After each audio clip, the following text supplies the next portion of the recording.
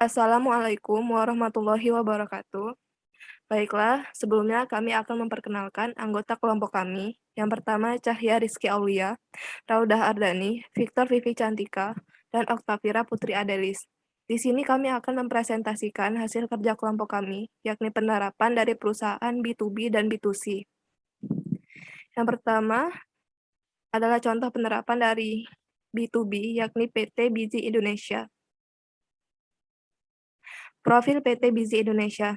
Bizi.co.id adalah pusat grosir online untuk perusahaan B2B marketplace dengan prinsip everything for business yang mentransformasi proses pengadaan perusahaan dari tradisional menjadi strategis dengan dukungan teknologi.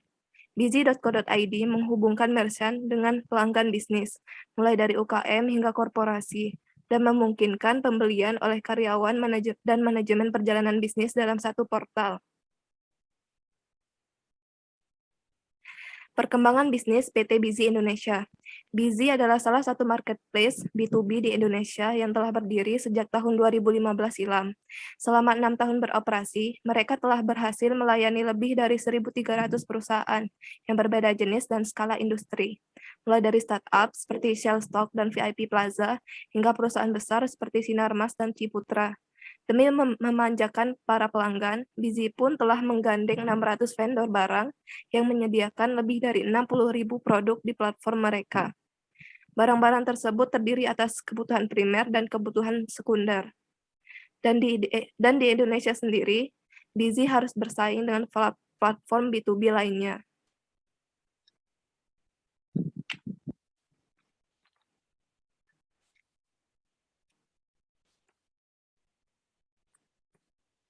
Jenis-jenis bisnis PT Bizi di Indonesia. Pertama, ada marketplace. Kedua, ada procurement. Ketiga, ada distribution. Dan keempat, ada logistik. Penerapan B2B pada PT Bizi Indonesia. Melalui riset pasar, bizi.co.id menemukan banyaknya pemasok dan distributor yang mengalami kesulitan dalam mencapai dan melayani secara langsung kepada pelanggan B2B mereka. Bizi.co.id membantu kemudahan dalam memenuhi kebutuhan logistik pelanggan bisnis B2B secara online dan mengintegrasikan pengiriman dari beberapa pemasok yang dikenal dengan sebutan cross-docking melalui mitranya e-commerce. Menurut survei Google dan Millward Brown Digital, dalam kurun waktu 2 tahun terdapat kenaikan 70% pada usia 18-34 tahun yang melakukan pembelian secara B2B. Dan data juga menunjukkan sebanyak 46% dari para generasi muda ini adalah pengambil keputusan dalam pembelian B2B tersebut.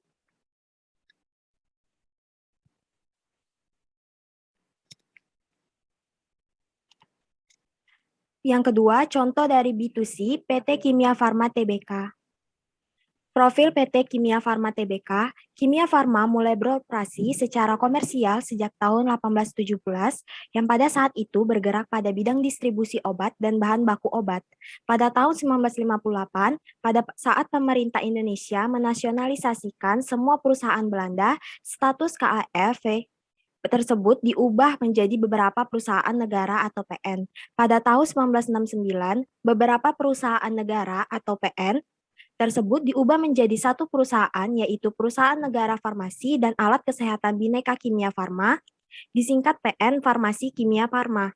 Pada tahun 1971, berdasarkan peraturan pemerintah, status perusahaan negara tersebut diubah menjadi Persero dengan nama PT Kimia Farma Persero.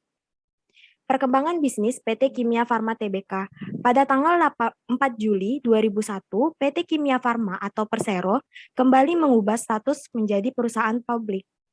PT Kimia Farma atau Persero Tbk dalam penulisan berikutnya disebut Perseroan.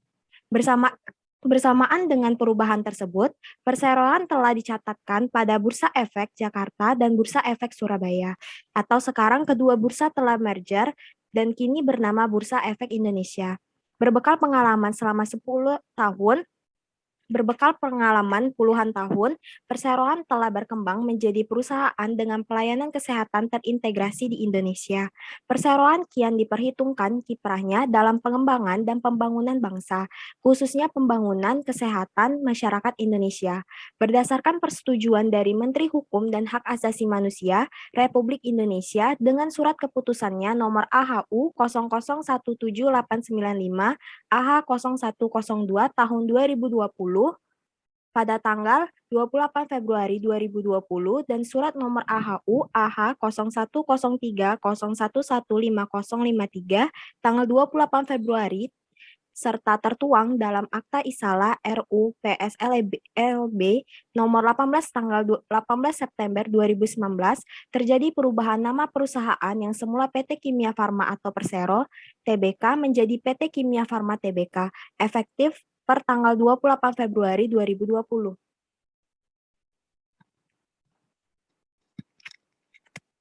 Selanjutnya, jenis-jenis bisnis PT Kimia Farma Tbk. Yang pertama, distribusi perdagangan, yang kedua, retail farmasi, yang ketiga, perdagangan internasional, yang keempat, jalur distribusi. Yang terakhir, penerapan B2C pada PT Kimia Farma Tbk. Bisnis ke konsumen adalah proses penjualan produk dan layanan secara langsung antara bisnis dan konsumen, yang merupakan pengguna akhir produk atau layanannya.